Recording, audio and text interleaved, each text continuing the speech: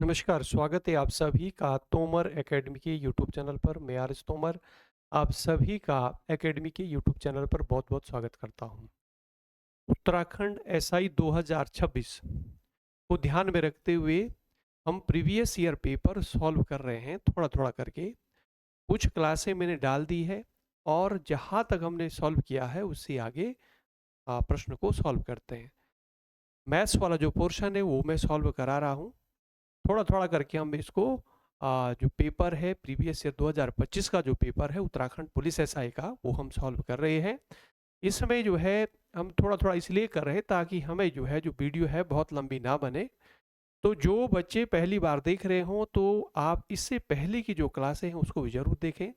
Tomar coaching के YouTube channel पर आप जाएँ और वहाँ पर मैंने जो है जो बेस्ट सॉल्यूशन है वो दिया है।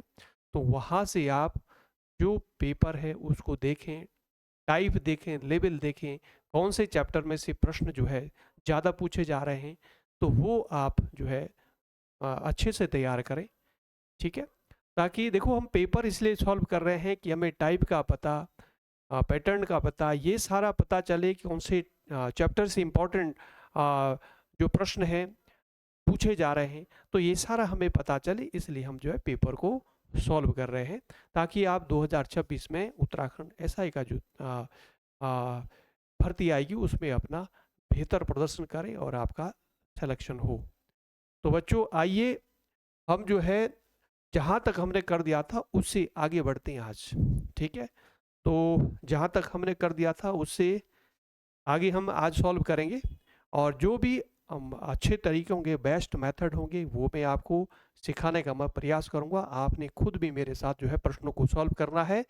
जब तक आप खुद पेपर को प्रश्नों को सॉल्व नहीं करेंगे तब तक आपकी जो क्लियर है वो प्रश्न जो है अच्छे से क्लियर नहीं हो पाएंगे। तो आप जो है अपनी क्लियरिटी आपकी तब प्रश्नों की तभी होगी जब आप जो है खुद अपने हाथ से प्रश्नों को सॉल्व करेंगे, समझना भी है और मेरे साथ प्रश्नों को सॉल्व करना भी है, ठीक है? तो आइए बच्चों जहाँ तक प्रश्न हो गए थे उससे आगे जो है सॉल्व करते हैं। जहाँ तक हमारा हो गया था उससे आगे चलते हैं। चलिए आइए।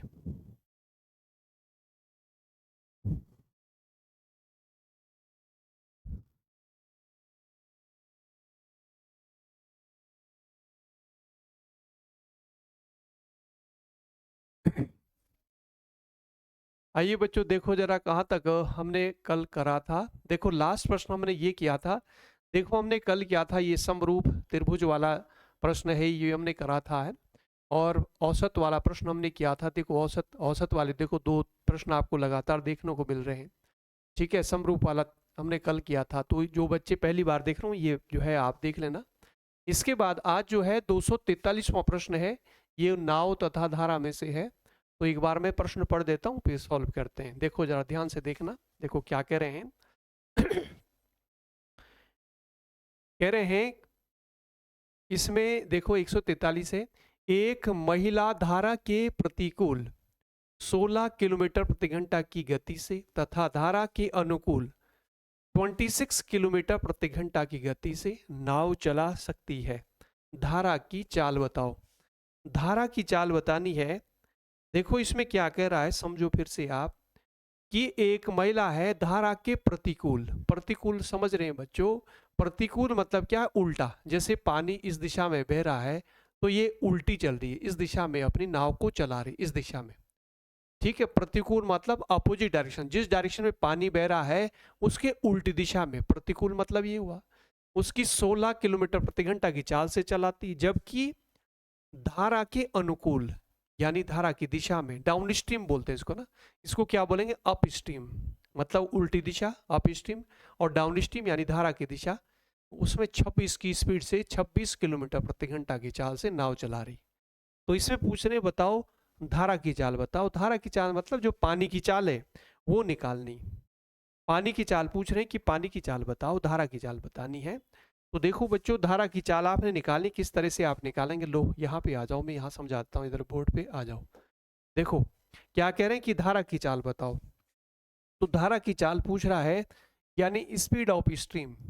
क्या पूछ रहा है? स्पीड ऑफ स्ट्रीम, ठीक है? धारा की चाल, ठीक है, क्या पूछ रहा है? धारा की चाल। धारा की चाल कैसे फाइंड करते हैं? धारा की चाल फाइंड करते हैं d minus you by two. d minus you by, D का मतलब है down, speed of boat in down stream, और u का मतलब है speed of boat in up stream. यानी धारा की दिशा में नाव की चाल, धारा की दिशा मतलब जैसे पानी यहां से यहां बह रहा है, इधर को बह रहा है, ठीक है, इस साइड से इधर को बह रहा है, और आप अपनी जो नाव है वो भी आप इसी दिशा में चला रहे, नाव भी आप इसी दिशा में चला जिस दिशा में पानी बह रहा है, तो इसको बोलते हैं क्या? उसको बोलते हैं अनुकूल दिशा, डाउन स्ट्रीम। अगर आप उल्टी चलाएंगे, पानी इधर बह रहा, आप इधर को चला रहे हैं, तो उसको बोलते हैं अप स्ट्रीम। तो यहां पर क्या कह रहे हैं कि धारा की दिशा में जो चाल है वो 26 किलोमीटर प्रति घंटा है, यही तो कह रहे हैं। और उल्टी दिशा में जो चाल है वो कितनी है? वो 16 किलोमीटर प्रति घंटा है। धारा की दिशा में ज्यादा को चाल ज्यादा है, क्योंकि पानी धक्का मारेगा, पानी इधर को बह रहा है, तो आपकी जो नाव की चाल है प्लस पानी की, यानी पानी धक्का मारेगा, आपकी स्पीड ज्यादा होगी। उल्टा चलाएंगे तो यानी जो पानी आपकी नाव को पीछे खींचेगा, यानी स्पीड कम हो जाएगी। तो सीधी दिशा में यानी अनुकूल जिसको बोलते हैं, यानी डाउन स्ट्रीम में नाव की चाल 26 है, उल्टा चला रहे हैं तो 16 है, यही प्रश्न में दिया है, बटे 2। हमने क्या करा, इसको हम सॉल्व करेंगे, इसमें से माइनस करोगे तो क्या आएगा यहाँ पर 10, 2 से आप डिवाइड करेंगे 5। तो यही तो पूछ रहा था कि बताओ कि धारा की चाल क्या है, यानी स्पीड ऑफ स्ट्रीम पूछ रहा है, तो आंसर आया आपका 5। तो यानी धारा की चाल क्या होगी? 5 किलोमीटर प्रति घंटा। छोटा सा प्रश्न था, तो इस तरह से हम प्रश्न को सॉल्व करें, d minus you by two, धारा की चाल, ठीक है। तो धारा की चाल हम इस तरह से निकालते हैं, डाउन स्ट्रीम में जो चाल है वो है ना, और अप स्ट्रीम में जो चाल है वो बटे 2। Speed of boat in down stream, speed of boat in up, इनके बीच का उसको आधा कर दिया, 5 आ गया। तो इस तरह से इसका आंसर क्या बनेगा? 5 बनेगा। आ जाओ यहाँ पर देखो, पहला ऑप्शन आपका 5 है, दूसरा 2 है, तो पहला ऑप्शन 5 है, ये आंसर हो जाएगा। धारा की चाल पूछ रहे थे, स्पीड ऑफ स्ट्रीम पूछ रहे, तो आपका आंसर क्या निकला? 5। तो इसका आंसर जो है 5। आ जाओ अगले प्रश्न पे, आ जाओ 244 पे आ जाओ। एक नाव शांत जल में 13 किलोमीटर प्रति घंटा की गति से चल सकती है। यदि धारा की गति 4 किलोमीटर प्रति घंटा हो तो नाव द्वारा धारा के अनुकूल 68 किलोमीटर जाने में लगा समय बताओ। देखो ये बोला शांत जल में नाव की, शांत जल मतलब होता है रुका हुआ पानी, रुके हुए पानी में शांत जल मतलब होता है रुका हुआ पानी, और रुका हुआ पानी होता है जैसे झील है, तालाब है, तो इसका पानी रुका हुआ होता है। आई बात समझ बच्चों, है ना? झील का पानी या तालाब का पानी क्या होता है? रुका हुआ पानी होता है। तो शांत जल में नाव की चाल कितनी है? 13 किलोमीटर पर आवर है। और धारा की चाल देखो, पानी की जो चाल है, पानी की स्पीड कितनी है? 4 किलोमीटर प्रति घंटा है। तो नाव द्वारा धारा के अनुकूल, यानी जिस दिशा, धारा के अनुकूल का मतलब है जिस दिशा में क्या है? पानी बह रहा है, उस दिशा में 68 किलोमीटर जा रही है। तो बोले कि कितना समय लगेगा? बहुत आसान। देखो यहां पर कह रहे हैं कि बताओ कितना समय लगेगा, तो इसको चलो यहीं कर देते हैं, छोटा सा प्रश्न है, यहीं कर देते हैं इसको। देखो यहां पर देखना, इसमें डी डिस्टेंस बराबर DST लगा दो इसमें ना। डिस्टेंस बराबर क्या होता है? Speed into time. होता कि नहीं होता बताओ? डिस्टेंस बराबर क्या होता है? स्पीड इनटू टाइम, है ना? डिस्टेंस बराबर स्पीड इनटू टाइम, ये होता है ना। यहां पर मुझे ये बताओ डिस्टेंस कितनी है? ये है 68 किलोमीटर जा रही है, 68 किलोमीटर, ठीक है। देखो ये धारा के अनुकूल, धारा के अनुकूल जा रही है 68, ये अनुकूल मतलब जिस दिशा में पानी बह रहा है। तो नाव की चाल तो 13 है, और पानी की चाल देखो, नाव की चाल 13 है, पानी की चाल 4 है, तो पानी धक्का मारेगा नाव को, यानी 13 तो उसकी खुद थी, 4 पानी की चाल है, तो 13 और 4 कितना? 17 हो जाएगी, 17 की स्पीड से जाएगी वो, ठीक है। जैसे पानी इधर को बह रहा है और आप नाव उसी दिशा में जा रहा है, और आपकी नाव की चाल 13 है और पानी की चाल 4 है, तो 13 आपकी, 4 पानी की, धक्का मारेगी, आपकी 17 की स्पीड से जाएंगे। आप किस स्पीड से जाएंगे? 17 की स्पीड। तो यहाँ पर जो स्पीड है वो 17 रखनी है, 17 किलोमीटर प्रति घंटा। और टाइम पूछ रहे हैं, बताओ टाइम कितना? हमने टी मान लिया, 17 से आप इसको डिवाइड कर दो, है ना, 17 चौकू 68, कितना है? 17 चौकू 68, तो 4, टी बराबर 4 घंटे आ गए। देखो पहला ऑप्शन में 2 घंटे दिया, ये नहीं है। यहाँ 3 दिया, ये नहीं है। देखो ऑप्शन सी में 4 घंटे दिया है, तो ये आपका आंसर भी बना। ठीक है, तो यानी 4 घंटे लगेंगे, तो आपका आंसर क्या बना? 4 घंटे। ये बोले कितना घंटे लगेंगे, तो यहाँ पर लगेंगे 4 घंटे। समझ आ गया होगा, है ना? छोटा सा प्रश्न था, हमने डीएसटी लगाया। ठीक है, डीएसटी हमने लगाया, और यहाँ पर जो है डिस्टेंस बराबर स्पीड इनटू टाइम, दूरी बराबर चाल गुणा समय। चाल कितनी है? 13, इसकी नाव कितनी? 4, इसकी धक्का, पानी धक्का मारेगी 17 की स्पीड जाएगा, 17 रखी, इसको डिवाइड, डिस्टेंस 68 किलोमीटर है, 68 किलोमीटर, 17 से इसको डिवाइड किया, 4 जा, टी बराबर कितना आ गया? 4 घंटे। ये आंसर आ गया। आ जाओ अगले क्वेश्चन पर आ जाओ। देखो अगला प्रश्न क्या कह रहे हैं, ये भी नाव तथा धारा वाले। देखो नाव तथा धारा वाले उत्तराखंड एसआई 2025 में लगातार 3-4 प्रश्न तो ये लगातार आ रहे हैं। देखो अगला क्वेश्चन, देखो अगला भी नाव धारा का है। ठीक है, देखना 245 पे आ जाओ। एक आदमी शांत पानी में 7.5 किलोमीटर प्रति घंटा की गति से नाव चला सकता है यदि 1.5 किलोमीटर प्रति घंटा की गति से बहती नदी में उसे किसी स्थान तक जाने तथा वापस आने में 100 मिनट लगते हैं। जाने में भी और वापस आने में, कोई जगह से गया और वापस आया, 100 मिनट लगते हैं, तो वह स्थान कितने किलोमीटर की दूरी पर है?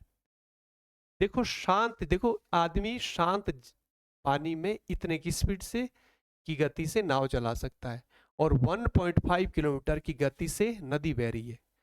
तो जो आदमी की जो चाल है ना, नाव की चाल वो 7.5 किलोमीटर है, और पानी की चाल जो है कितनी है?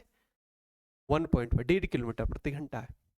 तो अगर पानी की दिशा में वो चलाएगा तो पानी उसको धक्का मारेगा, तो खुद की चाल उसकी 7.5 है, अगर पानी की दिशा में चलाएगा तो इसको धक्का मारेगी, यानी 1.5 ये जुड़ जाएगा उसके। देखो यहां समझो, देखो ये कह रहे हैं कोई व्यक्ति क्या करता है, देखो जरा, देखो बच्चों ध्यान से, कोई व्यक्ति कह रहे हैं कि कोई प्लेस है, कोई जगह है, मान लिया यहां से यहां ए से बी तक जाता है।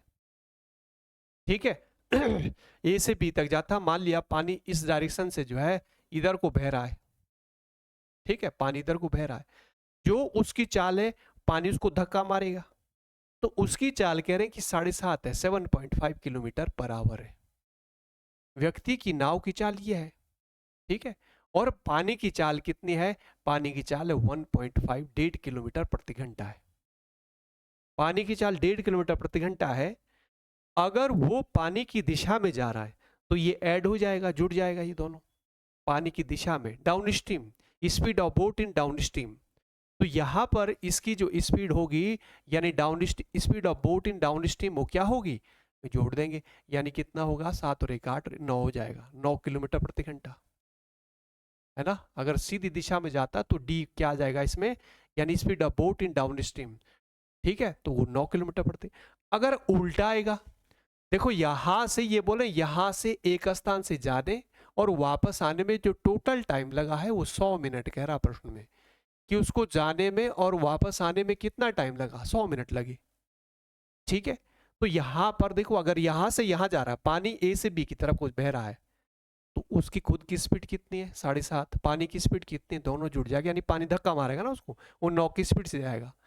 उल्टा आएगा तो पानी उसको पीछे खींचेगा, उसकी चाल देखो 7.5, इसमें से माइनस होगा, है ना? यानी अप स्ट्रीम क्या हो जाएगा? इसमें से माइनस करेंगे, तो इसमें से, क्योंकि उसकी स्पीड ये है और वो उल्टा आ रहा, पानी इधर को बह रहा, पानी पीछे खींचेगा, इसकी स्पीड कम हो जाएगी, 7.5 में से ये माइनस करो, कितना हो जाएगा? 0, 6 रह जाएगी उसकी स्पीड, 6 किलोमीटर प्रति घंटा। ठीक है, जो अप स्ट्रीम यानी उल्टी दिशा में जो उसकी चाल होगी, उल्टी दिशा में उसकी चाल क्या रह जाएगी? 6 किलोमीटर पर आवर, यानी up speed of boat in up stream, speed of boat in up stream. ठीक है, तो पूछ, देखो ये बोल रहा है कि दूरी बताओ, ये ए से बी तक ये डिस्टेंस बताओ। तो देखो हम क्या ले, देखो ए से बी तक जाने में लगा समय और बी से ए तक वापस आने में लगा समय, बराबर कितना कह रहा है? 100 मिनट, यही तो कह रहा है। देखो ए से बी तक जाने में जो समय लगा, ठीक है, जो टाइम लगा ए से बी तक जाने में, ठीक है, और प्लस फिर बी से ए तक वापस आने में, ठीक है, बी से ए तक वापस आने में जो समय लगा वो बोला टोटल है 100 मिनट। ये प्रश्न में कह रहा है बच्चों ये प्रश्न में कह रहा है कि किसी स्थान से जाने और फिर वापस आने में टोटल कितना समय ले रहा है? टोटल समय ले रहा है 100 मिनट। यानी ए से बी तक गया और बी से ए तक वापस आया, तो टोटल टाइम कितना लगा? 100 मिनट। तो यहां पर समय का फॉर्मूला लगाओ। देखो ए से बी तक जाने में लगा समय बराबर क्या होता है? दूरी बटे चाल। दूरी कितनी है ए से बी तक की? हमने मान लिया कि x किलोमीटर है। हमने मान लिया कि ए और बी के बीच की दूरी क्या है? x किलोमीटर है। तो समय बराबर क्या होता है? दूरी बटे चाल। चाल कितनी होगी? ए से बी तक गया तो चाल क्या जुड़ जाएगी ना इसमें। देखो चाल क्या है?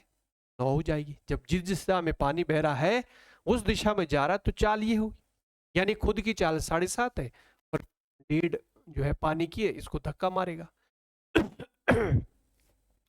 पानी इसको धक्का मारेगा कि 9 किस, तो यहां रखना 9 प्लस जब वापस आ रहा है बी से ए की तरफ आ रहा है, तो यहां से बी से ए की तरफ आ रहा है तो समय देखो, समय बराबर देखो बी से ए तक वापस आने में लगा समय, समय बराबर दूरी बटे, दूरी तो वही है लेकिन चाल उसकी कम हो जाएगी। चाल क्या हो जाएगी? 6 रह जाएगी क्योंकि पानी पीछे खींचेगा उसको। 7.5 में से 1.5 माइनस क्या? 6। यही तो आया। तो यहाँ पर आ गया 6 बराबर कितना है? देखो यहाँ पर ये किलोमीटर प्रति घंटा है ना, तो यहाँ जो जो मिनट है इसको भी घंटे में चेंज करेंगे ना, तो घंटे में चेंज करने के लिए क्या करेंगे? 60 से भाग देंगे क्योंकि स्पीड किलोमीटर प्रति घंटा है। स्पीड किस में है? किलोमीटर प्रति घंटा में है। तो हम क्या करेंगे?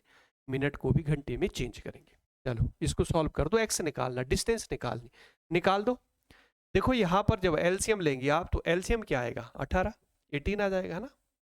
लो 18 किया आपने एलसीएम, यहाँ पर 2 से नीचे ऊपर मल्टीप्लाई करेंगे 2x और यहाँ पर 3 से करेंगे। यहाँ पर कितना? देखो 0 से 0 काट दो, 5 से 2 से डिवाइड किया 5, 2 से डिवाइड किया 3, यहाँ पर आ गया 5/3। वहाँ से 3 से आपने इस नीचे से नीचे डिवाइड किया 6 आ गया। देखो इसको जोड़ेंगे तो 3 और 2 5 हो गया, 5x, 5x बटे यहाँ पर हमारे पास देखो यहाँ पर 3 और 2x कितना हो गया? 5x हो गया ना। ये 5x बटे 6 है ना यहाँ पर देखो यहाँ, ठीक है। और यहाँ पर हमारा 5/1, यहाँ पर कुछ नहीं, 1 बचा ना यहाँ पर, है ना। 2 से हमने डिवाइड किया था 5, 2 से डिवाइड किया 3, 3 से फिर हमने इसको डिवाइड किया था नीचे से नीचे, बीच में बराबर तो नीचे से नीचे काट सकते हैं। 3 से 3 ये आ गया, ये आ गया। देखो 5 से 5 कट गया एक बार, तो यहाँ से क्रॉस हो गया। x बराबर कितना? 6, 6 किलोमीटर आ गया। यानी ये डिस्टेंस पूछ रहा कितना गया वो, तो वह व्यक्ति 6 किलोमीटर गया, 6 किलोमीटर गया और 6 किलोमीटर वापस आया। ठीक है, तो डिस्टेंस बोल रहा है कितनी डिस्टेंस वो चला है। ठीक है, तो कितने डिस्टेंस पूछ रहा है, तो क्या पूछ रहा, देखो आ जाओ वापस आ जाओ प्रश्न पे। क्या पूछ रहा है? ये पूछ रहा था कि तो वह स्थान कितने किलोमीटर की दूरी पर है? कितने किलोमीटर? 6 किलोमीटर। देखो यहाँ पर 3 है, यहाँ 4 है, यहाँ 5, यहाँ देखो 6 किलोमीटर की दूरी पर है। वह प्लेस कितने किलोमीटर की दूरी पर है? 6 की दूरी पर है। तो इसका आंसर 6 बनेगा। ठीक है, तो यहाँ पे आ जाओ, 6 आया था ना हमारा, देखो यहाँ पर 6 किलोमीटर।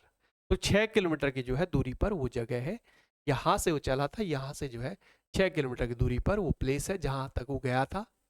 ठीक है, अगर टोटल डिस्टेंस पूछता है कि कितना गया और आया, कुल दूरी कितना चला, तो 6 इधर को गया, 6 उधर को 12, लेकिन ऐसा नहीं पूछ रहा है। वो बोला कि वो जगह कितनी दूर है, तो 6 किलोमीटर दूर है। तो यहाँ पर ऑप्शन आपके पास क्या होगा? इसका आंसर होगा 6। इसका आंसर ये बनेगा। ठीक है, चलो जी आ जाओ अगले क्वेश्चन पे आ जाओ। इस पे आ जाओ बच्चों। अगला क्वेश्चन क्या है? 246 भाव। 6 रुपए प्रति किलोग्राम की दर से 5 किलोग्राम चावल को 4 किलोग्राम चावल के साथ मिलाकर 7 रुपए प्रति किलोग्राम का मिश्रण प्राप्त किया जाता है। महंगे चावल का मूल्य प्रति किलोग्राम कितना है? ये पूछ रहे हैं। क्या पूछ रहे हैं? ये बोल रहे हैं, देखो क्या कह रहे हैं, यही कर देते हैं। देखो 6 रुपए प्रति किलो, 1 किलो का 6 रुपए मूल्य है, ये तो कह रहे।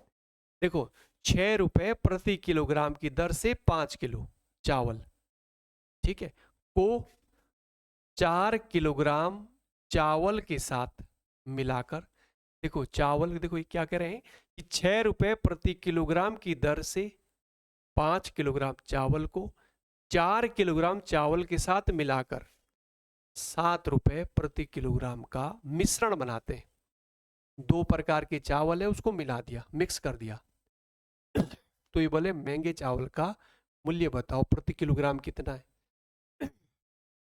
दो प्रकार के चावल देखो, एक तो ये है ए प्रकार का चावल, एक बी प्रकार का चावल है। जो ये पहला चावल है इसके 6 रुपए, 1 किलो जो 6 रुपए का है। कितने के देखो 1 किलो 6 रुपए प्रति किलोग्राम, मतलब 1 किलो 6 का है तो 5 किलो ले रहा है इसके। तो जब 1 किलो 6 का है तो 5 किलो कितने के होंगे, गुणा 5 यानी 30 रुपए का बनेंगे, है ना।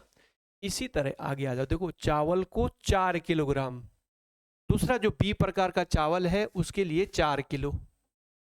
अब भाई जो बी प्रकार का चावल लिया वो 4 किलो ले, 1 किलो कितने का हमने बोला कि x रुपए का है, तो टोटल मूल्य क्या हो जाएगा x गुणा 4, जैसे यहां पर क्या था 1 किलो 6 रुपए का है, 5 किलो लिए तो टोटल पैसा कैसे बना 6 गुणा 5। ऐसे यहाँ पर भी यहाँ 4 किलो लिए, देखो यहाँ पर 4 किलो लिए। अब ये जो है कि 1 किलो कितना का हमने माना x रुपए का, तो टोटल पैसा ये बना। आई बात समझ।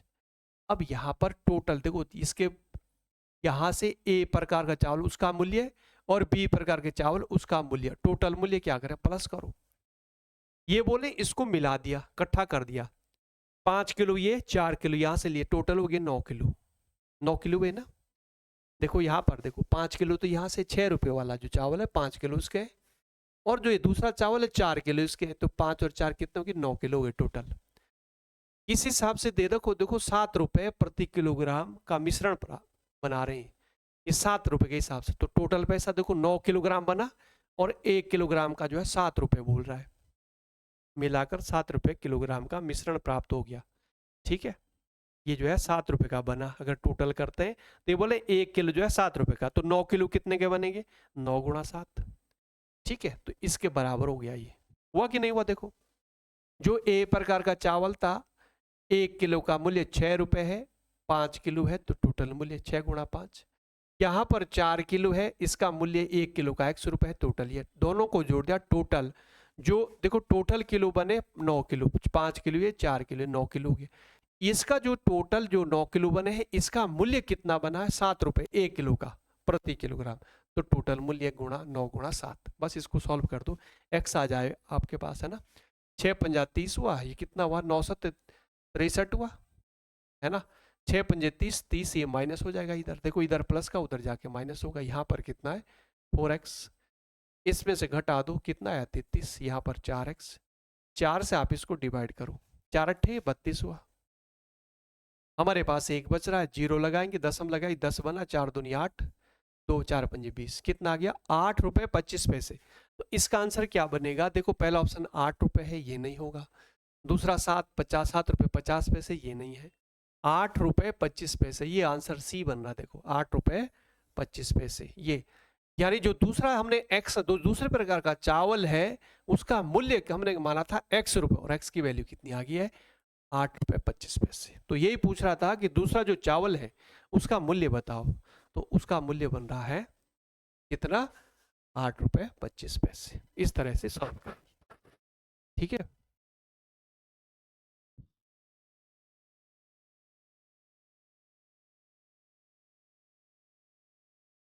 आ जाओ बच्चों, आगे सॉल्व करते हैं, आ जाओ अगले क्वेश्चन पे आ जाओ।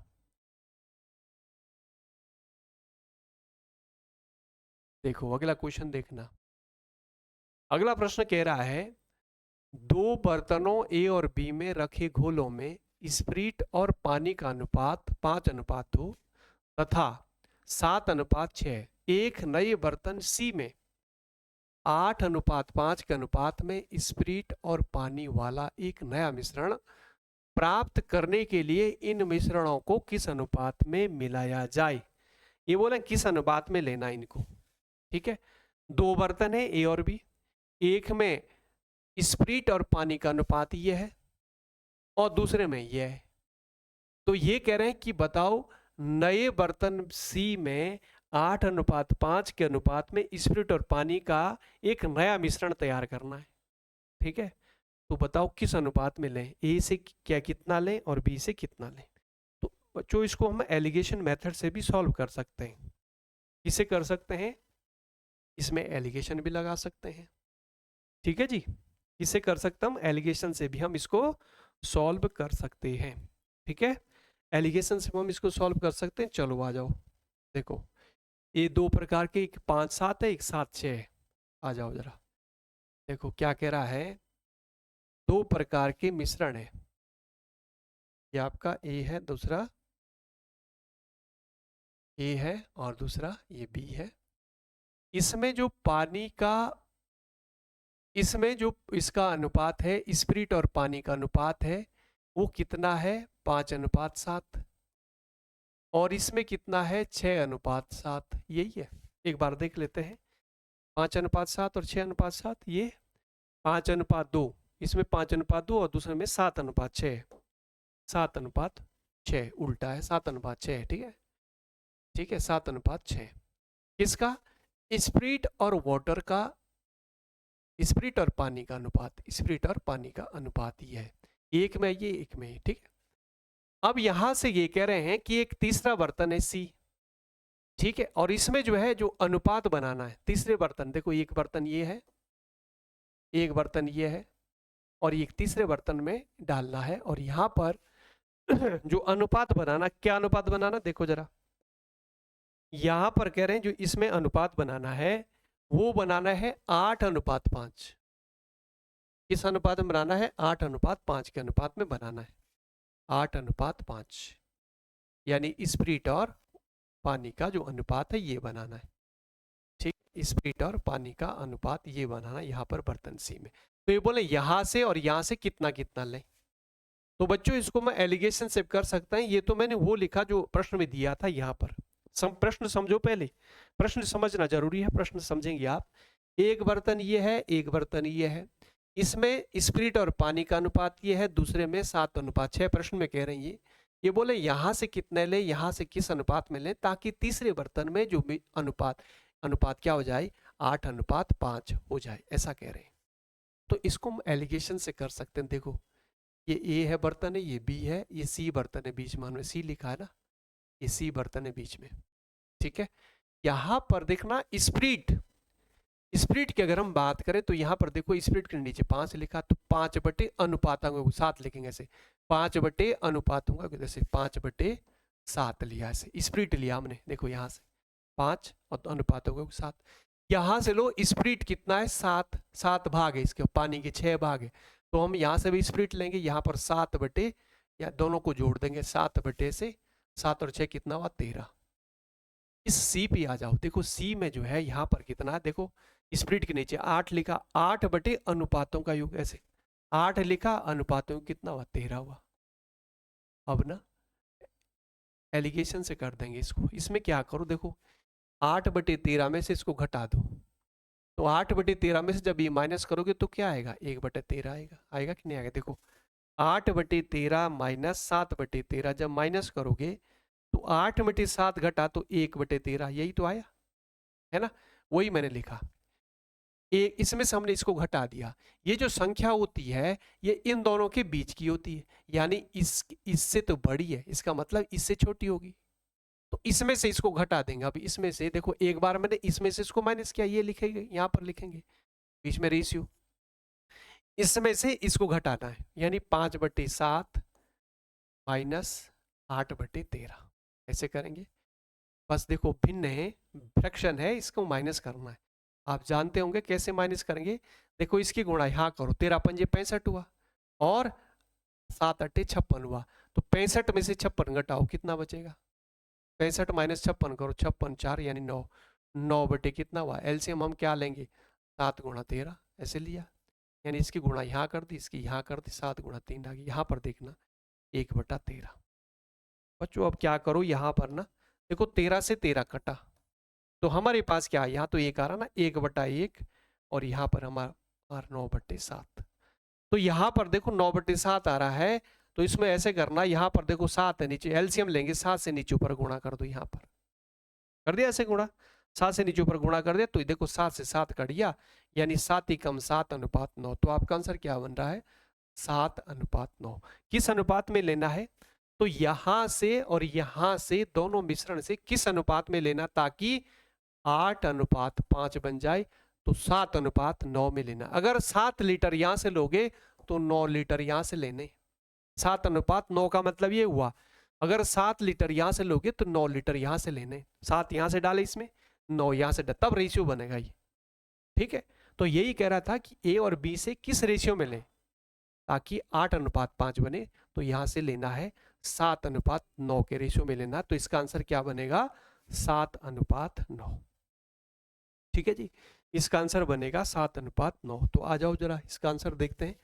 देखो ये बोला किस अनुपात में लें, तो यहाँ पर देखना ऑप्शन देखो, पहला ऑप्शन है 7:8, ये नहीं है। दूसरा 7:9, ये आंसर है, ये आंसर बी है। तो ये बोला किस अनुपात में लें, तो हमें लेना है 7:9। पहला जो मिश्रण है, ये जो मिश्रण वहां से 7 लीटर लेना, दूसरा मिश्रण जो बी है वहां से 9 लीटर लेना, तब जो आपका 8:5 का रेशियो बनेगा। अच्छो समझ आ गया है? इस तरह से हम सॉल्व करेंगे। आई बात समझ? समझ आ गया होगा। ठीक है, प्रैक्टिस करना, खुद भी प्रैक्टिस करेंगे आप। एक बार अपना हाथ चलाएंगे, पेन चलाएंगे, ठीक है, तब आपने सॉल्व करना है। समझ आ गया होगा। ठीक है,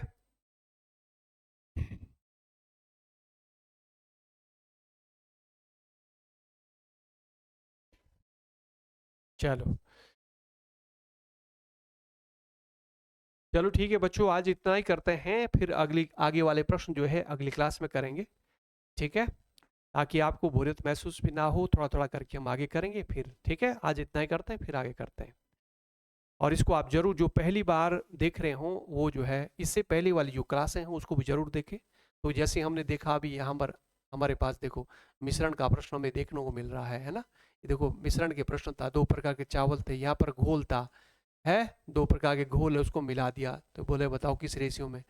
इसके बाद देखो नाव तथा धारा वाली इंपॉर्टेंट है, इसको अच्छे से तैयार करना। देखो 3-4 प्रश्न आपको नाव तथा धारा में से देखने को मिले, औसत वाला प्रश्न आपने किए, है ना।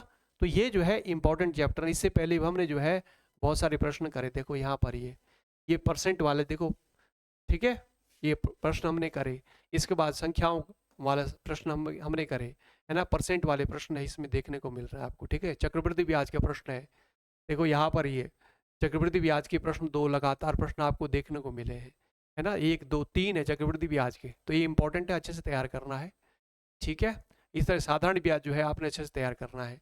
कुछ संख्याओं पर आधारित प्रश्न आपको देखने को मिल रहे हैं ना, और यहाँ पर प्रॉफिट एंड लॉस के प्रश्न आपको देखने को मिल रहे हैं।